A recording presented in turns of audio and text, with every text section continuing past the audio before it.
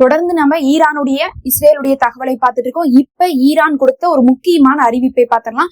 இன்னைக்கு வெளியிட்டு இருக்கக்கூடிய வீடியோ பாத்தீங்கன்னா, நெத்தன்யாஹுடைய வீடு, அவருடைய ஆபீஸ் ஏற்கனவே வந்து அழிக்கப்பட்டாச்சுன்னு சொல்லிட்டு நம்ம 6 நாளைக்கு முன்னாடியே வீடியோவோடவே அதை போட்டிருந்தோம்.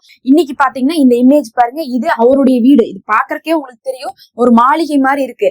ஒட்டுமொத்த வீடுமே தாக்கப்பட்டு இன்னைக்கு எரிக்கப்பட்டிருக்குது.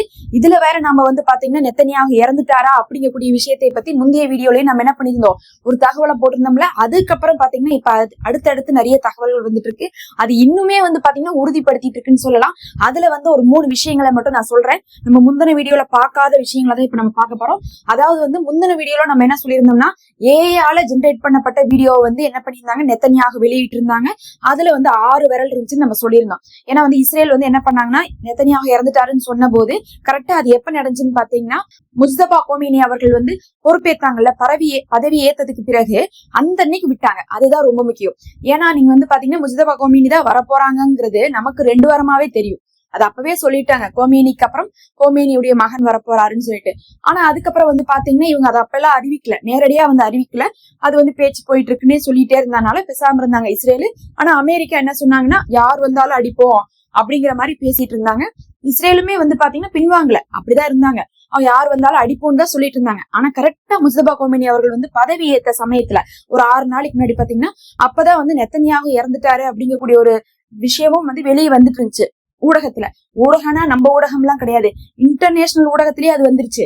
அதனால வந்து என்ன பண்ணியிருந்தாரு, கரெக்டா அந்த சமயத்துல வந்திருந்தாரு. ஆனா அவர் அதுல பெருசா ஒண்ணு அவர் இறந்துட்டாரா இல்லையான்னு கன்ஃபார்ம் பண்றதுக்கா வரல.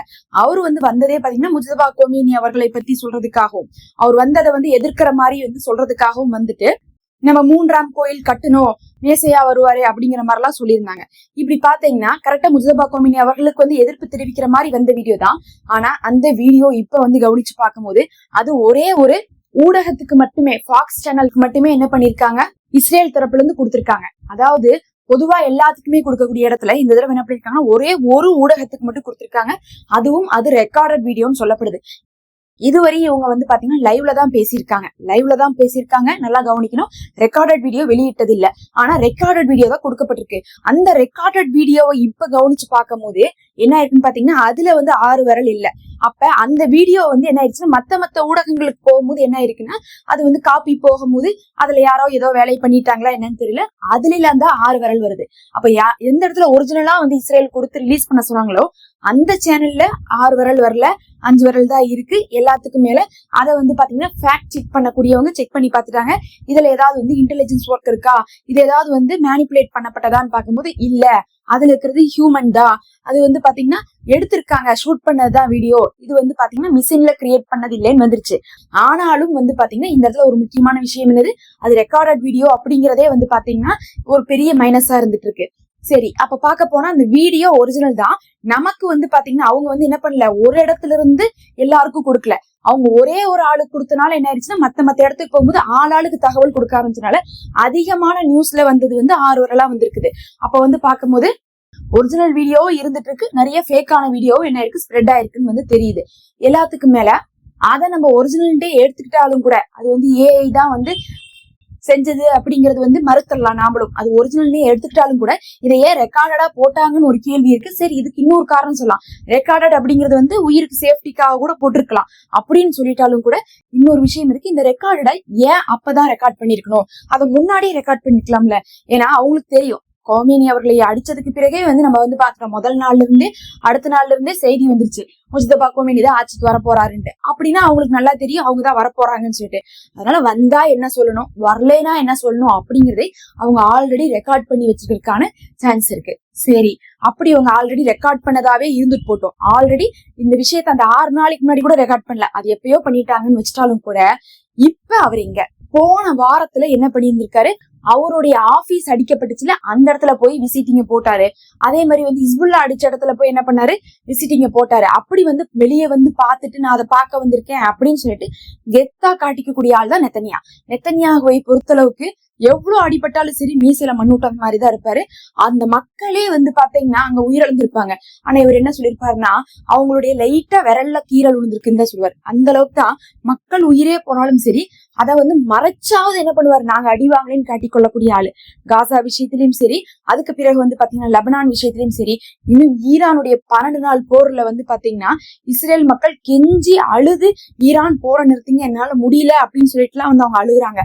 அப்படிலாம் வீடியோ வெளியிட்டாங்க. ஆனா பாத்தீங்கன்னா நெத்தன்யாகு எங்க மக்கள் வந்து ரொம்ப சந்தோஷமா வரவேற்கிறாங்க, ஈரானவே நம்ம எதிர்த்து சண்டை போறோம்னு நினைச்சு சந்தோஷமா இருக்காங்க, அவர்களுக்கு இது ஒரு கொண்டாட்டமா இருக்குன்னு தான் பேசிட்டு இருந்தாரு. அப்ப மக்கள் என்ன கஷ்டப்பட்டாலும் சரி, மக்கள் எவ்வளவு அடிபட்டாலும் எங்களுக்கு யாருக்குமே ஒண்ணும் ஆல, நாங்க ஒண்ணுமே இழக்கல அப்படின்னு தான் பேசிட்டு இருந்தாரு. இந்த போர் ஆரம்பிச்சது வந்து பல தடவை அவர் வெளியே போயிருக்காரு. வெளியே போய் லைவ் லொகேஷனை பார்த்து வீடியோ போட்டிருக்காரு. இதுவரையும் போடாம இருந்தா வேற, இதுவரையும் நிறைய தடவை போட்டிருக்காரு இவரு. இததான் வந்து அவர் பல தடவை பண்ணிருக்காரு. காசாவுல வந்து பாத்தீங்கன்னா என்ன பண்ணாரு தெரியுங்களா, காசாவுடைய எல்லைக்குள்ள நுழைந்து போய் அங்க இருக்கக்கூடிய ராணுவ வீரர்களுக்கு வந்து வாழ்த்து தெரிவிச்சுட்டு வெளியே வந்தாரு. லெபனான்ல என்ன பண்ணாரு தெரியுங்களா, லெபனானுடைய அந்த வடக்கு இஸ்ரேல் இருக்கு பாருங்க, அந்த இஸ்ரேலுடைய அந்த மலை பகுதியில இருக்கக்கூடிய ராணுவத்துக்குள்ள போய் என்ன பண்ணாரு, அங்க இருக்கக்கூடிய ராணுவ வீரர்களுக்கு வாழ்த்து தெரிவிச்சுட்டு வந்தாரு. அப்பதான் ஜஸ்ட் மிஸ்ல என்ன ஆச்சுன்னு பாத்தீங்கன்னா ஹிஸ்புல்லா தாக்குதல்ல இருந்து தப்பிச்சு போனாரு.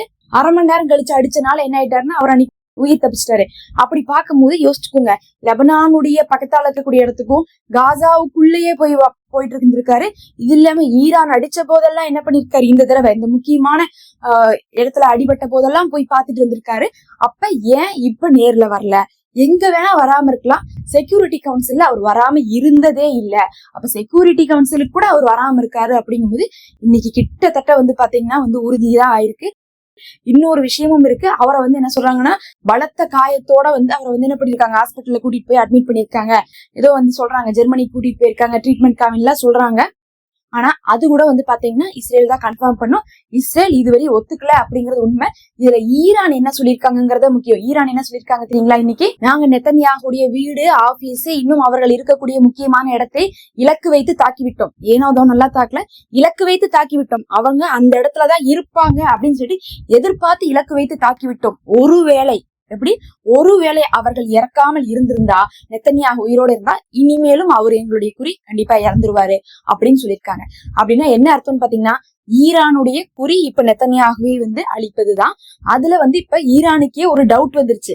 அவங்கள பொறுத்தளவுக்கு இப்ப நெத்தன்யா எங்க, ஒரு 6 நாளா எங்கேயும் காணுமே, இவன் இப்படி பண்ணவே மாட்டானே, கௌரவத்துக்காகவே அது வெளியே வந்துட்டு போயிடுவானே, ஏதோ ஒரு சின்ன இடத்துல வந்துட்டாவது போயிடுவான், இந்த மாதிரி மாட்ட மாட்டானே அப்படின்னு சொல்லிட்டு என்ன பண்ணிருக்காங்க, அவங்களுக்கு இப்ப கன்ஃபார்ம் ஆயிட்டு இருக்குது.